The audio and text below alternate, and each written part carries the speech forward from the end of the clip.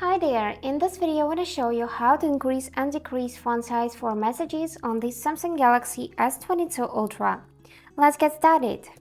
So, firstly, let's just open Messages application and check how it looks right now. So this is chat with my friend Maddie, and now the size of the text messages looks quite like this. So let's change it. For that I'm gonna open settings, go in the display tab, and here select the screen zoom. So now you can just use the slider below to make items on your screen smaller or larger. We can just drag the slider right. This is the largest option, and you also can see how this bottom part changes. Let's do it again.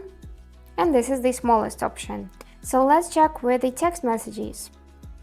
And here is with the smallest option. Let's make it bigger like that and return back to this application. And you can see how it changes immediately. So that's it for today. I hope this video was helpful for you, and thank you for watching.